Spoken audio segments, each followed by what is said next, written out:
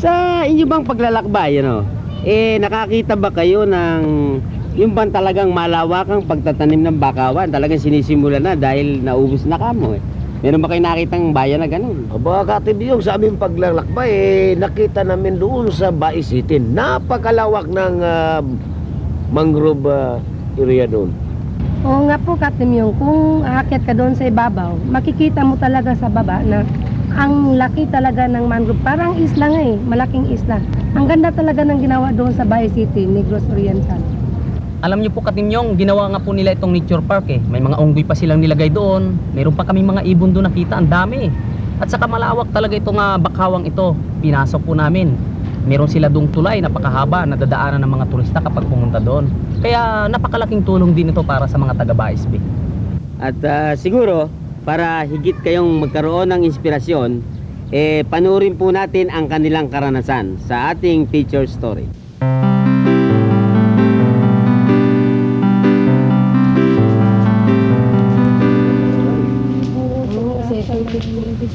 Pagakpat. Ikot this Pagakpat kinani ang purma, pagakpat. That's why the fish, the Siganid gotato, Siganus gotatos is named after this. Ano ang anyo ng Pilipinas noong sagana pa sa birheng kapakawanan? Para sa ating henerasyon, ang kasagutan ay malalaman sa pagbisita sa nalalabing kapakawanan. Isa na rito ang Talabong Mangrove Forest na matatagpuan sa baybaying dagat ng Bais City, Negros Oriental. Dito mararanasan ang buhay na kapiling pa ng tao ang mga talabong o herons kung saan ipinangalan ang kapakawanan. Dito sa loob ng humigit kumulang 250 hektarya, mararanasan ang anyo ng Bais Bay noong 750 hektarya pa ang tumutubo. Ang anyo ng Pilipinas noong 500,000 hektarya pa ang kapakawanang pumapalibot. Tulad ng iba ring kapakawanan sa buong bansa, biktima rin ang kapakawanan sa Bais Bay ng pagpuputuli nito upang gawing fish pond noong 1970 hanggang 1980. Ginagawa din itong uling ng maraming tahanan at mga bakery. Mabuti na lamang at may natira pang ilang natural mangrove sa Bais City na pinagtutulong-tulungan ng iba't ibang sektor upang maprotektahan at pinagtataniman ng bagong binhi upang manumbalik sa dati nitong anyo. Sa pagkakaroon na atong strategies, we have to expand, more aggressive ang atong protection sa mangrove natural forest sa Bais.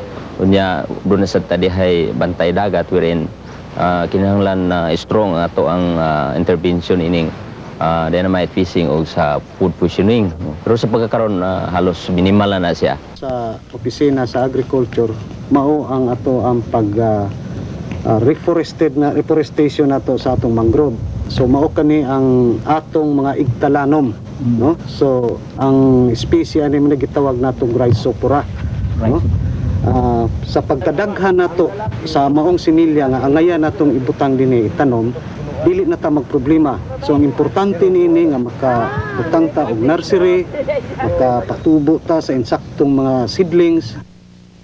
Our nursery had been ongoing for 1 year already, and we have startings into the natural habitat. That one is actually, that's already the grown part of it. This is already the grown up. The same, but this one has developed already several leaves. This one is newly, they have just newly sprouted. Now there are also wild lines of Abyssinia here. Taong 1985, noong pagkasunduan ng pamahalaang bayan ng Bais at ng Department of Environment and Natural Resources na gawing game refuge, wildlife sanctuary at tourist spot ang nasabing kabakawanan sa Talabong. Mahigpit na ipinagbabawal na ngayon ang panguhuli ng isda, ibon at pagpuputol ng kahoy mula sa Talabong Mangrove Forest. Sa katunayan, meron ng tulay na magagamit ang mga turistang nais mamasyal at magmasid sa kagandahan ng Talabong Mangrove Forest. Meron ding mga alagang unggoy na maaaring pakainin ng mga turista.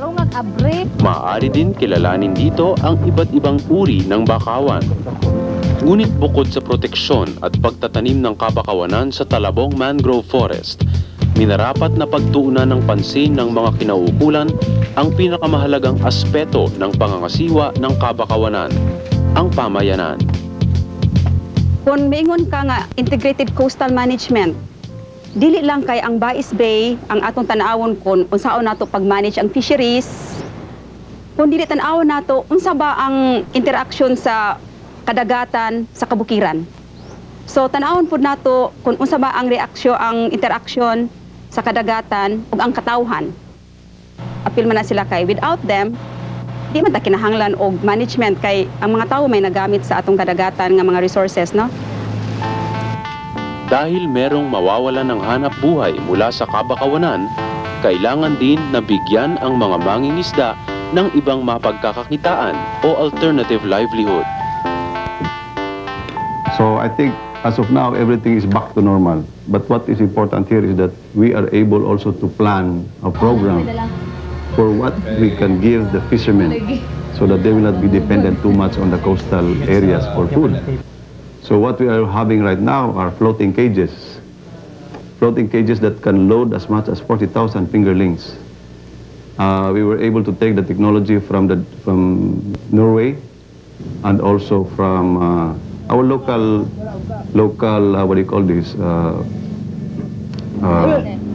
Local people who are into floating cages. So, with of course the help of the bank and the local government, we are now forming cooperatives of the different fishermen all over the South and North Bais Bay. Aside from our development coastal management, we were able to come into